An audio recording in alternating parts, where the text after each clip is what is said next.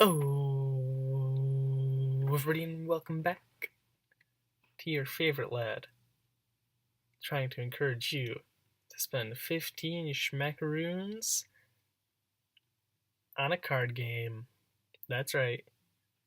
Today, we are doing Extreme Pauper Dragon Highlander with Kami of the Crescent Moon. This deck is not only less than $25, it is less than $20. It is less than $16, not including the commander, and less than 17 including the commander. This, my friends, is Group Hug. So, as you can see, down here is our commander, Kami of the Crescent Moon. For 2 blue, you get a 1/3 legendary creature spirit named Kami of the Crescent Moon, who reads, at the beginning of each player's draw step, that player draws an additional card. He's a lot like me, that masterless little Kami, unimpressed by grandeur, and never at a loss for a trick. Toshiro Umezawa. Wise words. Wise words. See, this deck is similar to what this quote describes. Not really made to do anything huge to play these amazing spells and break games, but also not ever down for a trick up your sleeve that could make you just have a little bit of fun. Now, what exactly Kami of the Crescent Moon's ability does is quite interesting, because it affects every player, not just you. So, it's something powerful. Something powerful in certain situations. Because the goal of this deck is not to win, not even to kill an opponent like maybe Infect is, to just completely destroy one person. No, the goal of Kami of the Crescent Moon is just to have fun and make friends. This is a political deck called Group Hug, is the style, where you make everybody happier by making them draw cards and do fun things, and that all begins with Kami himself. At the beginning of each player's draw step, that player draws an additional card, so everyone gets a second draw. That's fun, that's fun.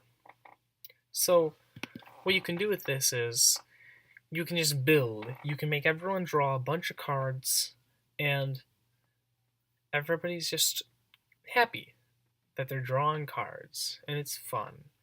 And I get a bunch of cards, you get a bunch of cards, he gets a bunch of cards, and it's not like, whatever his name is, Commander, that's like 3 colors, who says, every time you draw a card, you lose a life. No, this isn't made to be mean, this is made to have fun. This is just all about fun. So what does he do? He just has his fun. He makes everyone draw their cards. Hey, let's play a game where I want to just see what all my opponents can do. I want to let them have their fun, attack each other. They can recognize I'm not a threat. Hey, maybe I'll even get second place. But it's just there to have a little bit of fun. You know? Kami of the Crescent Moon is like the Bob Ross of Magic the Gathering. Sometimes everybody just needs a friend, and Kami's there to be that friend. Let's start off with these permanent group advantage cards. What permanent group advantage is, well, similar to Kami himself, is just things that everyone gets as a group, advantageous, and they stay on the field forever. Blinkmoth Urn, 5 for an artifact. At the beginning of each player's pre-combat main phase, if Blinkmoth Urn is untapped, that player adds colorless to their mana pool for each artifact they control. Just give everyone some colorless mana. Nice, nice. Doctor Mystic. 1 blue for a 1/1 Merfolk Wizard. Blue and tap. Each player reveals the top card of his or her library. You may put the revealed cards into their owner's graveyard, or You can just make everyone draw them. Dictative Crucifix. 1 blue for an enchantment with flash, which means it can be played anytime. You could play an instant. At the beginning of each player's draw step, that player draws an additional card. Hey, that sounds familiar, don't it? Kami of the Crescent Moon. At the beginning of each player's draw step, that player draws an additional card. Same thing. Excavation. 1 blue for an enchantment. 1 sacrifice a land and draw a card. Any player may play this ability. It's pretty good. Anyone can just, if they need to, sack a land to draw a card. Maybe you have way too much mana, but you don't have anything to do with it, so someone just wants to sack a card. Girapur Orrery. Not to be confused with Vidalcan Orrery, a highly powerful card which lets you play all of your non-land cards as if they were instants. This one is much simpler and much more friendly. 4 for an artifact. Each player may play an additional land on each of his or her turns. At the beginning of each player's upkeep, if that player has no cards in hand, that player draws 3 cards. That's fun. Everyone gets to draw a bunch of cards. I like it. You draw cards, you play a bunch of lands, you get to ramp. It's ramp, it's card draw for everybody. Lore Broker. 1 in blue for a 1/2 human rogue. Tap. Each player draws a card, then discards a card. Nice. I like it. Get rid of something you don't want, you get to get something new that you might want. Oath of Scholars. 3 into blue for an enchantment. During each player's upkeep, if that player has fewer cards in hand than target opponent, the player may discard his or her hand and draw 3 cards. Nice. I like it. Imagine you have a hand full of lands. You don't like it? Get rid of it. Get 3 cards. Cards? 3 cards. Otherworld Atlas. 4 for an artifact. Put a charge counter on Otherworld Atlas. Tap to put a charge counter. And also tap. Each player draws a card for each charge counter on Otherworld Atlas. Something important to note. You do not remove the charge counters when you activate its second ability. You merely draw cards for each charge counter on Otherworld Atlas, so it's just something neat to do. Everybody draws a card, and you can activate it. Let's say you do the first ability 3 times, then you do the second ability 3 times. Well, you had 3 charge counters, you activate it 3 times. It's 9 cards for everybody. Who doesn't like 9 cards? That's right, nobody doesn't like 9 cards. Sky Scribing. X. Blue for a sorcery. Each player draws X cards. You may be wondering, how is this permanent? Well, second ability, Forecast. 2 into blue, reveal Sky Scribing from your hand. Each player draws a card. That's what you're going to be doing. Over and over and over and over again. Until maybe you feel like actually casting it. But for as much as you want, you can just pay 3, everyone draws a card. Pay 3, everyone draws a card. Pay 3, everyone draws a card. Unifying Theory. 1 to blue for an enchantment. Whenever a player plays a spell, that player may pay 2. If the player does, he or she draws a card. Each card also says pay 2 as you cast it and draw a card. It's a pretty nice kicker. If that was on every card I played, I know I would like that. So why wouldn't your opponents? That's right. They would. Next, we have 2 cards here. Graceful Adept. 2 into blue for a 1/3. Wizard. And Spellbook. 0 for an artifact. That both just say you have no maximum hand size. Useful when you're drawing so many cards. Next, we have Group Draw. These are just cards that everyone gets to draw a bunch of cards off of. Conundrum Sphinx. 2 blue for a 4/4 flyer. Whenever he attacks, each player chooses a card name. Then each player reveals the top card of their library. If the card a player revealed has the name they chose, that player puts it into their hand. If it doesn't, that player puts it on the bottom of their library. So either they draw, or they move something to the bottom. It's pretty good. Diviner Spirit. 4 and a blue for a 2/4 Spirit. Whenever he deals combat damage to a player, you and that player each draw that many cards. Fascination. X blue blue. Choose one. Each player draws X cards, or each player mills X. We're going to be drawing some cards, you know it. Flux. 2 into blue. Each player chooses and discards any number of cards, then draws that many cards. Draw a card. Intellectual Offering. 4 into blue. Choose an opponent. You and that player each draw 3 cards. Choose an opponent. Untap all non-land permanents you control and all land permanents that player controls. So someone gets to untap all their lands, all their creatures, and someone else gets to draw 3 cards. And you get both. Mind's Aglow. 1 for a sorcery. Join forces. Starting with you, each player may pay any amount of mana. Each player draws X cards, where X is the total amount of mana played this way. Paid this way. Ain't that neat? Ain't that neat? Everyone could be drawing so many cards off of this. How amazing would that be? Prosperity. X and a blue. Each player draws X cards. Pixis Pandemonium. 1. Tap. Each player exiles the top card of his or her library face down. 7. Tap. Sacrifice Pixis Pandemonium. Each player turns face up all cards he or she owns exiled with Pixis Pandemonium, then puts all permanent cards among them onto the battlefield. So each turn you exile a card. Oh, that's not very nice. Off of everyone's libraries?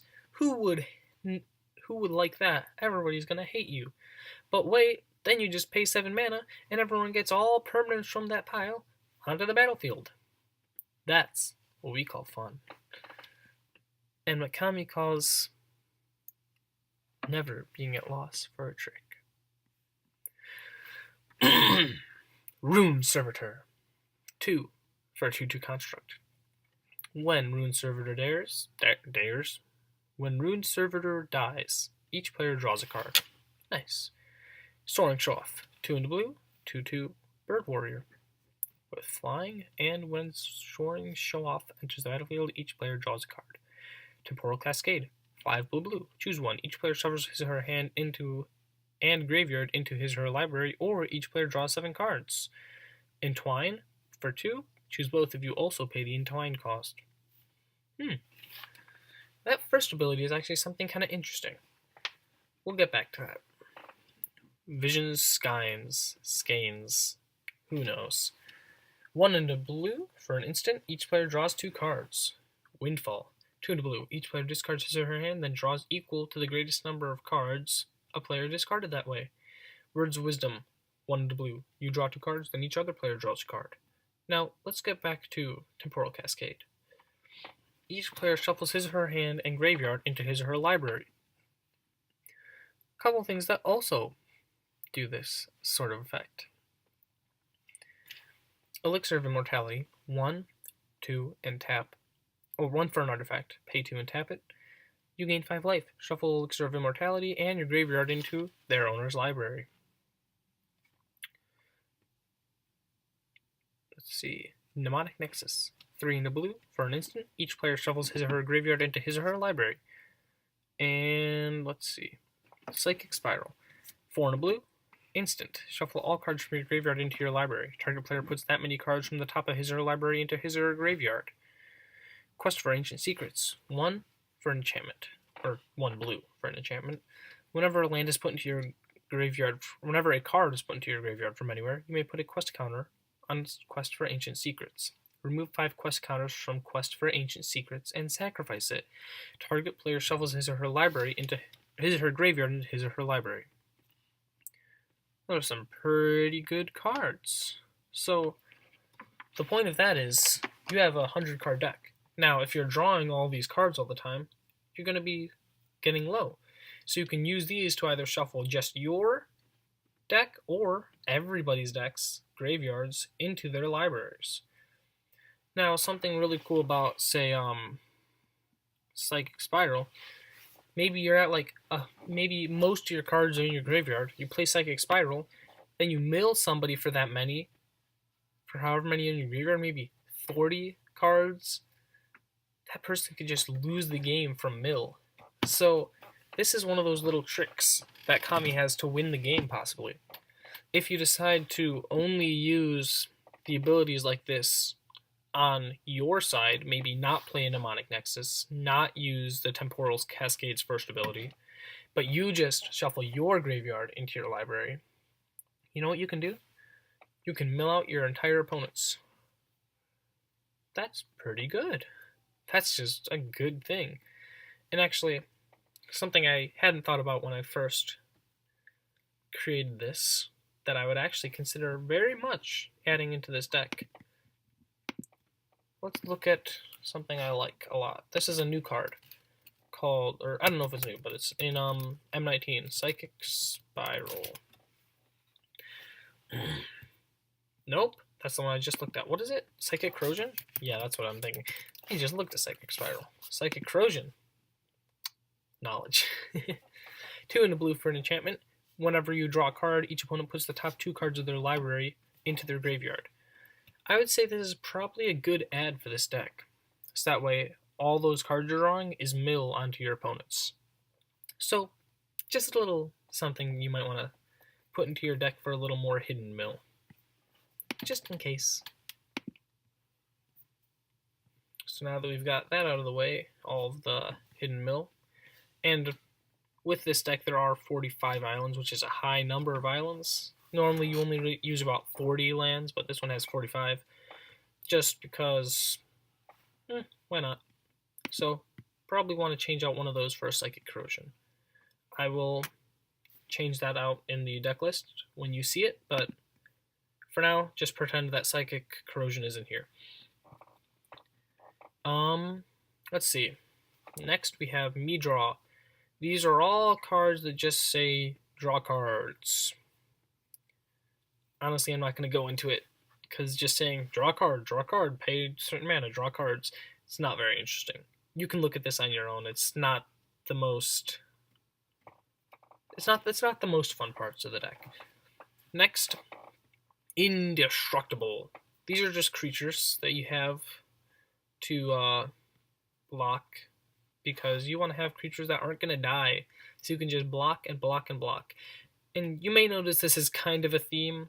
I do like having indestructible creatures, because that's just how I play. I play in a way that I like having my creatures stay around. I like having my things stay around. So I like to play creatures that are indestructible, so we can just say, hey, this creature's going to be out here, and he's just going to be a problem and get in the way of other people attacking me over and over and over. That's kind of just how I play. If it's not with your playstyle, hey, change it out. This is your deck. Play it how you want. But for me, I have 6 indestructible creatures. Creepy Doll. 5 for a 1/1. He's indestructible, and whenever he deals damage to a creature, flip a coin. If you win the flip, destroy that creature. That's pretty good. 1/1, indestructible, but 50% chance to just kill any creature it deals damage to. Darksteel Gargoyle. 7 for a 3/3 flying indestructible. Darksteel Mirror. 3 for a 0/1 indestructible. 6 Darksteel Sentinel. 6 for a 3/3 flash vigilance indestructible. Kefnet the Mindful. This is actually one that's kind of interesting, because I actually added this very, very recently, like basically just before I made this video, to the deck, because I didn't think about it until just now. 2 and a blue for a 5/5 God, flying indestructible. Cannot attack or block unless you have 7 or more cards in hand, which in this deck works pretty well. And for 3 and a blue, draw a card. Nice. Then you may return a land you control to its owner's hand. So maybe you want to have, you're at 5 cards in hand. You pay 4, activate this ability, now he can attack, now he can block, because you have 7 cards. Finally, Manor Gargoyle. 5 for a 4/4 defender, and he's indestructible as long as it has defender. Pay 1, until end of turn he loses defender and gains flying, which would also mean he loses indestructible along with that. So I don't normally activate that unless I have to, but just a good thing to note. Propaganda. We had more of these, but these are propaganda effects are kind of expensive. They're all like at least a couple dollars, which isn't much. So you could consider adding a propaganda, whatever I think is like something prison. Sphere of Safety is a good one. There's a good number of propaganda effects, but it's just something that they're kind of expensive. You could run what is it, Howling Mine or Crawl Space, Silent Arbiter. There's other effects that say only one creature can attack each combat. It's actually Silent Arbiter is currently still the artwork that I have, but they're all just slightly expensive, so I didn't put them in for the extreme budget of Kami of the Crescent Moon. Propaganda. This is Vortex, 2 and a blue for an enchantment. Then it also has an ability, X blue. Creatures can't attack this turn unless their controller pays X for each attacking creature. Something you can just do every turn, basically, that you feel like you're under threat of attack. That you just say, hey, your creatures are not attacking right now. Finally, you have a couple more things you want to talk about. Benthic Explorers, 3 and a blue for a 2/4 Merfolk Scout. Untap a target tapped land an opponent controls. Add 1 mana of any type of that land that could untap a tapped land an opponent controls. Add 1 mana of any type that land could produce to your mana pool. Neat. That's just something a little fun. It's like, hey, I'll tap this guy, get a mana, and how about you also get an untapped land? Because that's nice. You want to be nice in this deck. It's the goal. Keeper of Keys. 3 blue for a 4/4 human rogue mutant. When Keeper of Keys enters the battlefield, you, good old you, become the monarch. At the beginning of your upkeep, if you're the monarch, creatures you control can't be blocked this turn. You may be wondering, what does being the monarch do? Well, I'm glad you asked. If you are the monarch, at the beginning of your end step, you get to draw a card. However, if anyone deals combat damage to the monarch, then that person becomes the monarch. So, it becomes a mad grab for who can become the monarch, who wants the cards, who can get them, who can hold on to being the monarch. And it's just a fun thing to kind of set in motion. In any Commander game, the monarch is a fun thing to set in motion. Patchwork Gnomes, 3 for a 2/1, discard a card from your hand and regenerate Patchwork Gnomes. Wall of Frost, 1 blue for a 0/7 defender. Whenever Wall of Frost blocks a creature, that creature doesn't untap during its controller's next end step. Zur's Weirding, 3 and a blue for an enchantment. Everyone plays with their hands revealed. That's fun. It's not necessarily the most friendly thing, but going along with the rest of the deck, it's something that people kind of be like, at least he's not destroying my things. It's just kind of everyone knows what I have now, you know? And the second ability, if a player would draw a card, he or she reveals it instead. Then any other player may pay 2 life. If a player does, put that card into its owner's graveyard. Otherwise, that player draws the card. So anyone can stop someone from drawing a card by paying 2 life. I think that's kind of funny. That's something that's like, well, I'm not paying the 2 life. I just gave people the opportunity to pay the 2 life. He's the one that's stopping you from drawing cards. You should target him. You know? I like it. It's fun. Now, on to the end step. The end step of this little discussion. The cost of the deck. With a total cost for using all near mint or light play cards, $16.80. Oh, that's sad. $54.55. Well, there's one card in here which was not selected, apparently. They couldn't find it. But I don't know which one it is. I think it's like there might be some like way at the bottom. I don't feel like going through all of them to find it. So, but I do know none of these cards are expensive. So it's probably like exactly $17 about to get this entire deck, which is so cheap. And if you took out Kami, now this deck goes down to ta-da, $15.44. Still under $16 without the commander, which is amazing. And which is why there's one more card I want to show you. Laboratory Maniac. You may be wondering, why is this not in the deck? Well, spelled laboratory wrong. Once you see the card, you're gonna know exactly why it's not in the deck. Expensive. $9.59 for the cheapest version of him. Yeah. If you want to include him in the deck, that's still about $25. It's about what we've been running for our other decks. And he is an amazing card in this deck. 2 into blue for a 2/2 creature human wizard. If you would draw a card while your library has no cards in it, you win the game instead. If you can get him on the field when you're at a very low library, which in this deck you can get to pretty fast, you can basically win the game on your turn without just completely out of nowhere. The only thing is he's expensive, so he's kind of an on-off switch. So you have 2 modes. You can either mill your opponents while you keep refilling your library. You can be completely friendly and have everyone refill their libraries, just be a nice guy.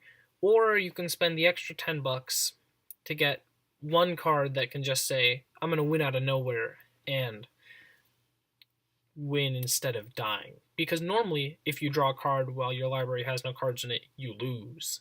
So this is it's just something that could be, it's just to think about. He's also something I'm going to add to the deck list, but not in the main board. I'm going to add him to like the maybe board. That is a thing that they call it. They call it the maybe board. But just something that you might want to think about. The on-off switch of the deck from which mode do I want to go for? Refilling libraries or emptying mine? But that's for you to decide. Throughout this game, no matter what mode you're playing, empty my own library, empty their libraries, empty no person's libraries, the entire point of Kami of the Crescent Moon is be a friend. No matter what you do, no matter who you're playing against, you just want to make some friends. Because you know what? Look at this guy. Look at how lonely Kami of the Crescent Moon is.